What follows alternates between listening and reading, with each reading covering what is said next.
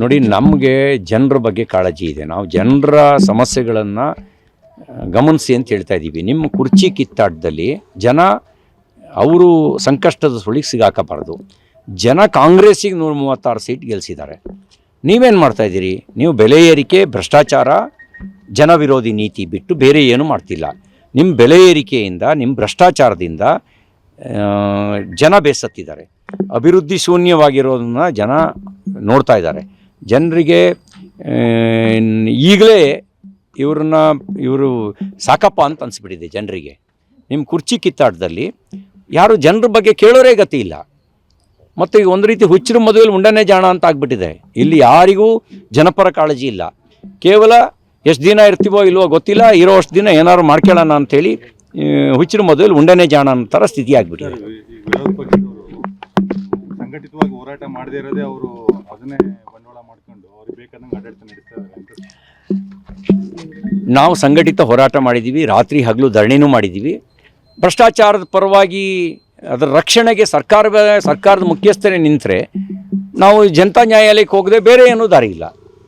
ನಾವು ವಿಧಾನಸಭೆಯಲ್ಲಿ ಹೋರಾಟ ಮಾಡಿ ಅಲ್ಲಿ ಭ್ರಷ್ಟಾಚಾರವನ್ನು ಸಮರ್ಥಿಸುವ ರೀತಿಯಲ್ಲಿ ನಡ್ಕೊಂಡಿದ್ದ ಕಾರಣಕ್ಕೆ ಆ ವಿಷಯವನ್ನು ಜನತಾ ನ್ಯಾಯಾಲಯಕ್ಕೆ ಮುಂದೆ ತಂದಿದ್ದೇವೆ. ಹೋರಾಟ ಮಾಡಿಲ್ಲ ಅಂತೇನಿಲ್ಲ. ನಮ್ಮ ಸದನವೂ ಕೂಡ ಹಲವು ವಿಷಯಕ್ಕೆ ಸಾಕ್ಷಿ ಆಯಿತು. ಯಾರನ್ನ ಸಸ್ಪೆಂಡ್ ಮಾಡಬೇಕಾಗಿತ್ತೋ ಅವರು ಸಸ್ಪೆಂಡ್ ಆಗಲಿಲ್ಲ, ಯಾರನ್ನ ಮಾಡಬಾರ್ದಿತ್ತೋ ಅವ್ರನ್ನ ಸಸ್ಪೆಂಡ್ ಮಾಡಿದ್ದನ್ನು ಕೂಡ ನಾವು ಸದನ ನೋಡಿದೆ. ನೋಡಿ, ನಮಗೆ ಜನರ ಬಗ್ಗೆ ಕಾಳಜಿ ಇದೆ. ನಾವು ಜನರ ಸಮಸ್ಯೆಗಳನ್ನು ಗಮನಿಸಿ ಅಂತ ಹೇಳ್ತಾ ಇದ್ದೀವಿ. ನಿಮ್ಮ ಕುರ್ಚಿ ಕಿತ್ತಾಟದಲ್ಲಿ ಜನ ಅವರು ಸಂಕಷ್ಟದ ಸುಳಿಗೆ ಸಿಗಾಕಬಾರ್ದು. ಜನ ಕಾಂಗ್ರೆಸ್ಸಿಗೆ 136 ಸೀಟ್ ಗೆಲ್ಲಿಸಿದ್ದಾರೆ.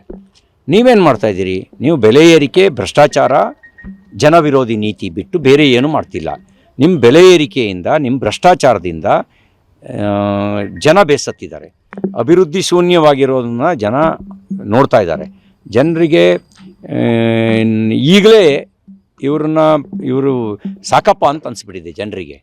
ನಿಮ್ಮ ಕುರ್ಚಿ ಕಿತ್ತಾಟದಲ್ಲಿ ಯಾರು ಜನರ ಬಗ್ಗೆ ಕೇಳೋರೇ ಗತಿ ಇಲ್ಲ. ಮತ್ತು ಈಗ ಒಂದು ರೀತಿ ಹುಚ್ಚರ ಮದುವೆಯಲ್ಲಿ ಉಂಡನೇ ಜಾಣ ಅಂತ ಆಗ್ಬಿಟ್ಟಿದೆ. ಇಲ್ಲಿ ಯಾರಿಗೂ ಜನಪರ ಕಾಳಜಿ ಇಲ್ಲ. ಕೇವಲ ಎಷ್ಟು ದಿನ ಇರ್ತೀವೋ ಇಲ್ವೋ ಗೊತ್ತಿಲ್ಲ, ಇರೋ ಅಷ್ಟು ದಿನ ಏನಾದ್ರು ಮಾಡ್ಕೊಳ್ಳೋಣ ಅಂಥೇಳಿ ಹುಚ್ಚರ ಮದುವೆಯಲ್ಲಿ ಉಂಡನೇ ಜಾಣ ಅನ್ನೋ ಸ್ಥಿತಿ ಆಗಿಬಿಟ್ಟಿದೆ. ವಿರೋಧ ಪಕ್ಷದವರು ಸಂಘಟಿತವಾಗಿ ಹೋರಾಟ ಮಾಡದೇ ಇರೋದೇ ಅವರು ಅದನ್ನೇ ಬಂಡವಾಳ ಮಾಡ್ಕೊಂಡು ಅವ್ರಿಗೆ ಬೇಕಾದಂಗೆ ಆಡಳಿತ ನಡೆಸ್ತಾ ಇದ್ದಾರೆ. ನಾವು ಸಂಘಟಿತ ಹೋರಾಟ ಮಾಡಿದ್ದೀವಿ, ರಾತ್ರಿ ಹಗಲು ಧರಣಿನೂ ಮಾಡಿದ್ದೀವಿ. ಭ್ರಷ್ಟಾಚಾರದ ಪರವಾಗಿ ಅದರ ರಕ್ಷಣೆಗೆ ಸರ್ಕಾರದ ಮುಖ್ಯಸ್ಥರೇ ನಿಂತರೆ ನಾವು ಜನತಾ ನ್ಯಾಯಾಲಯಕ್ಕೆ ಹೋಗದೆ ಬೇರೆ ಏನೂ ದಾರಿ ಇಲ್ಲ. ನಾವು ವಿಧಾನಸಭೆಯಲ್ಲಿ ಹೋರಾಟ ಮಾಡಿ ಅಲ್ಲಿ ಭ್ರಷ್ಟಾಚಾರವನ್ನು ಸಮರ್ಥಿಸುವ ರೀತಿಯಲ್ಲಿ ನಡ್ಕೊಂಡಿದ್ದ ಕಾರಣಕ್ಕೆ ಆ ವಿಷಯವನ್ನು ಜನತಾ ನ್ಯಾಯಾಲಯಕ್ಕೆ ಮುಂದೆ ತಂದಿದ್ದೇವೆ. ಹೋರಾಟ ಮಾಡಿಲ್ಲ ಅಂತೇನಿಲ್ಲ. ನಮ್ಮ ಸದನವೂ ಕೂಡ ಹಲವು ವಿಷಯಕ್ಕೆ ಸಾಕ್ಷಿ ಆಯಿತು. ಯಾರನ್ನ ಸಸ್ಪೆಂಡ್ ಮಾಡಬೇಕಾಗಿತ್ತೋ ಅವರು ಸಸ್ಪೆಂಡ್ ಆಗಲಿಲ್ಲ, ಯಾರನ್ನ ಮಾಡಬಾರ್ದಿತ್ತೋ ಅವ್ರನ್ನ ಸಸ್ಪೆಂಡ್ ಮಾಡಿದ್ದನ್ನು ಕೂಡ ನಾವು ಸದನ ನೋಡಿದೆ.